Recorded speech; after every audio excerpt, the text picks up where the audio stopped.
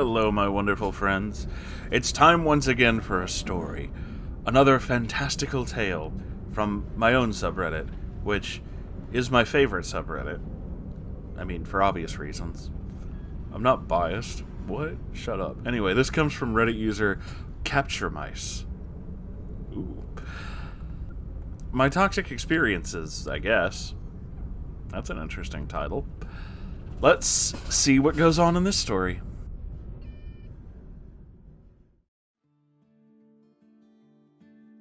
Howdy. Hi there. I'm Capture. I've been lurking for a while. I love your content and decided to write my own experiences of toxicity toward me. Well, I'm glad that you decided to share with the rest of us, and welcome. I'm always happy to talk to new people. I hope you enjoy my torment. Oh, we don't enjoy people's torment here. We try to help everyone. Do I sound enough like a radio therapist? I was thinking of getting the special tweed jacket, too. But we don't also enjoy people's torment. It's just, it's a thing. Anyway. School days. Holy fuck, depression is a bitch, huh? I mean, yeah, I feel that. I guess I can start with schooling. School system is pretty fucked in many ways. I feel that. Honestly, I get why there's so many problems, since my mom and those on my mom's side have been or are educators. Kinda get to look behind the curtain, if you will. I consider myself to have a lot of empathy for people, and I guess I'm pretty caring. So imagine my shock when tiny me, the absolute legend, is thrust into the world of public schools and years of bullying I faced. I've always been kind of the outcast from what I've observed over years of self-reflection.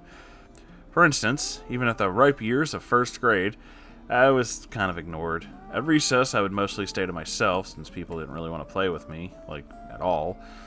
So, you'd see this plebeian child playing with Mr. Potato Head in the corner while kids ran around and shit. Great start to life, I might add. Even still, I've always been bad at making friends. Talking to people in general has always been kind of a problem. I blame social anxiety because, fuck, that shit does some shit to you. I can relate to that. I was always the quiet one as well. Hard to believe given what I do for a living, but, the internet's kind of like that. Elementary school went pretty fine until I moved to a new school. Context, I moved around a lot due to my mom's situations. I'm not going to get into it now, but we moved a lot. This new area we lived in wasn't the best, I suppose. We moved back in with my dad, and the area we lived in was kinda sus. All I'm saying is that I live right next to a big dead-end farm and a pretty dead-looking forest. So, not a lot of friends in the neighborhood. 5th grade is when my depression finally made its mark. I was now being verbally bullied, shunned, and all that cool shit. So much so that I tried to get help from the counselor for some of the things I kinda did to myself. It wasn't serious, but, So, because I did that, I had to tell my parents. That day still haunts me, and I refuse to see any positive that came from it. Long story short, my depression popped its head out, and the red flags hung high. Continuing, imagine my surprise when in middle school wasn't that fun either. Shocker, being female. Whoa, I'm female, right? Crazy in this economy? What is this, a crossover episode? I was going through the changes, and my hormones fucked my depression up more. I can absolutely understand that.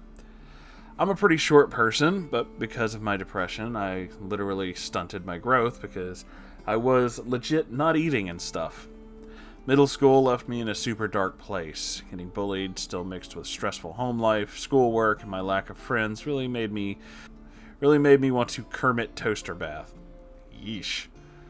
In seriousness, I was super suicidal, but due to that previous confrontation with my parents, more specifically my dad, I didn't think I could really ask for help. I suffered for a long time, let me tell you.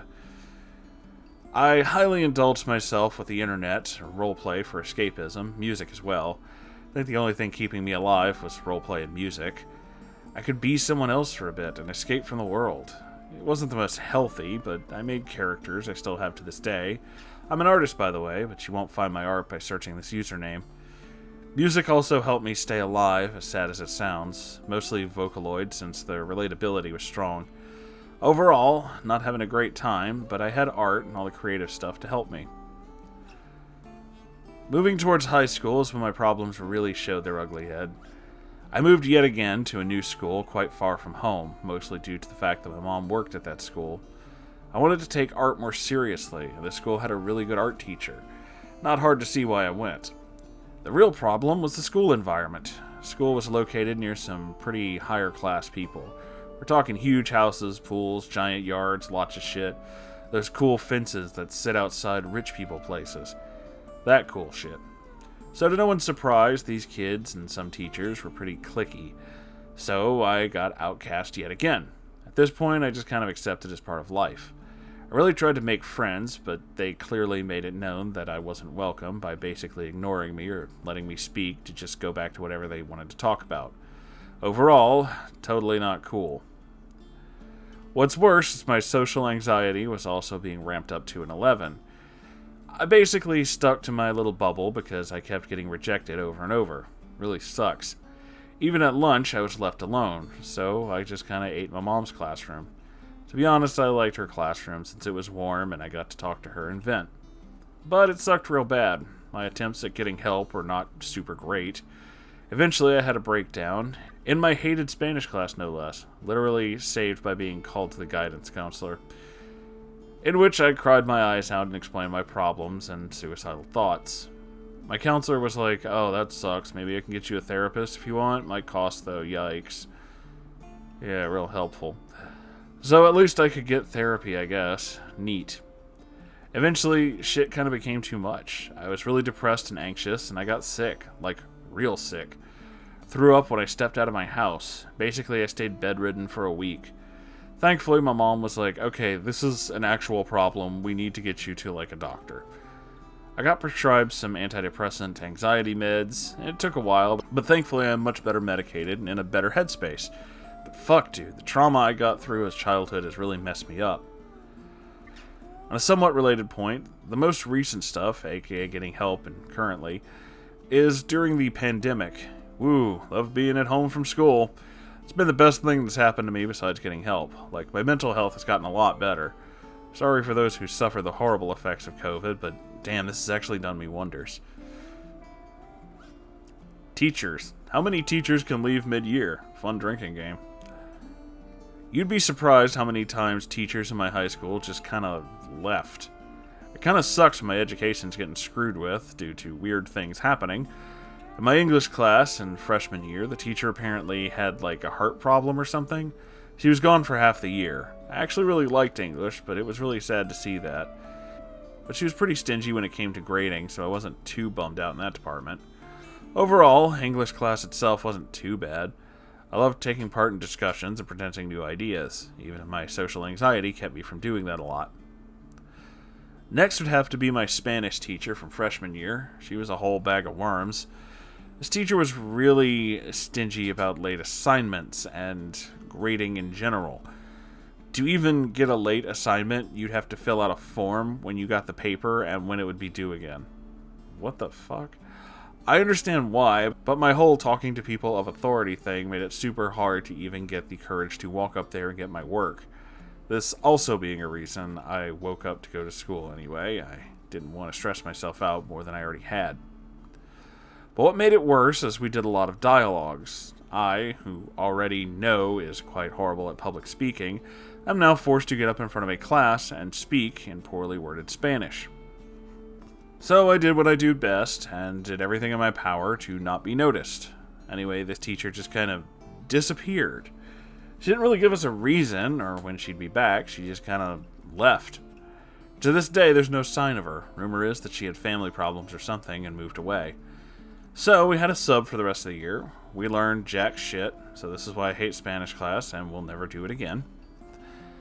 Lastly, and most egregious, is my 10th grade English teacher. Yet another teacher who seemed to have a stick up their ass, but this time he lightly bullied the quiet kids and was quite social with the popular and outgoing kids. I hated him from the start. He was adamant that anything that's not school related be out of sight, meaning no doing work from other classes, no free writing, no drawing. Me, who's used to drawing as a coping mechanism, had to come up with ways to avoid his gaze or risk crying. Legit, this guy made me cry so much, either due to calling to me to be the butt of a joke called "stop drawing" or just used as an example. Fuck that noise. I second that, what a dick. Plus, what's worse, he was super inconsistent, telling me that I could turn in a paper late due to unforeseen circumstances, or that my paper looked fine and then mark me down because he never said that. What an asshole. Always get receipts, dear children. Bitch is really out here being fake. But towards the end of the year, he just kind of vanished. Everyone had no idea until the email was sent out. He did some nasty shit with a student that he taught middle school, I think. Oh, fuck that guy. Go to jail, you ugly fuck. Gross. Karma sucks. Anyway, I didn't cry anymore in that class. Sub was really nice and understanding. Overall, school's kind of fucked. But go to college if you can. That magic piece of paper opens up a lot of things. You could do it. Be smart about it. If you'd like to hear more of my fucked up stories, I don't know, comment, I guess. I don't really use Reddit, so if anything's weird, just tell me.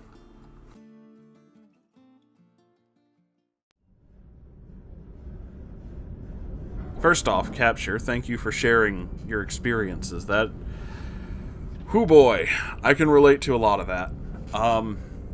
When I was, I'd have to say, a very young magical space horse, a teenager, that's when I first figured out that I didn't just have your regular old run-of-the-mill depression, I have chronic depression. And the problem with that, aside from the fact that it is chronic depression, is that I also have this specific kind of thought pattern. Anytime I'm having a specific problem, I can usually think about it, kind of do the whole logic your way out of it, that kind of thing.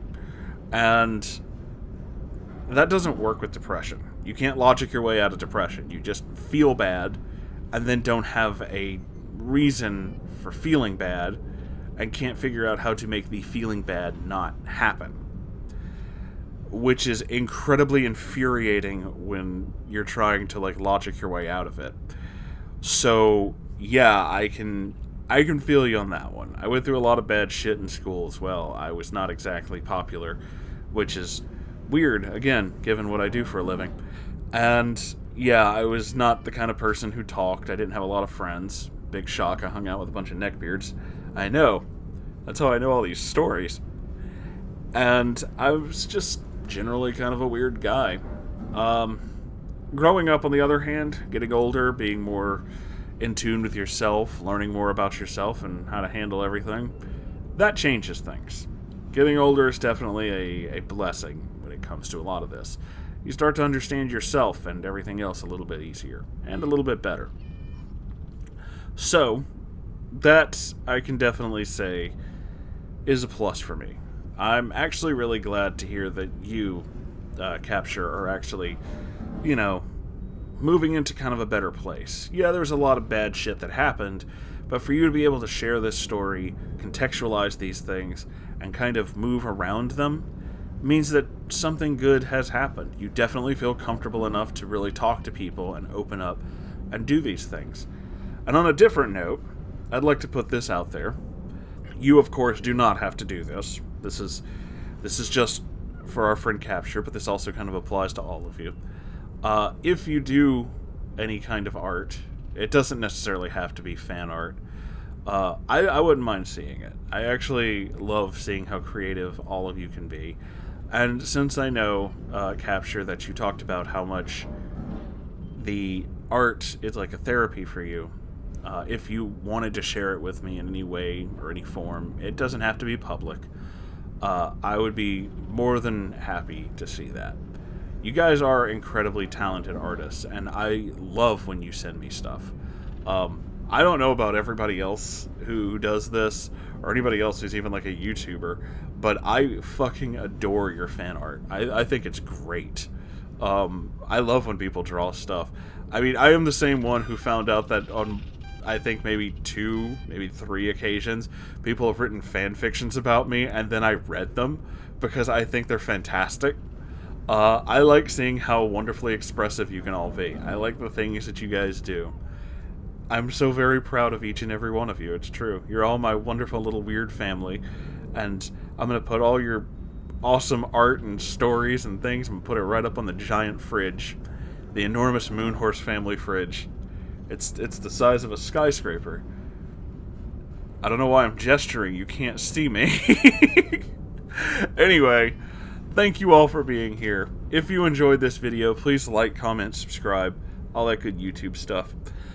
I have a Ko-Fi, and I have a merch store.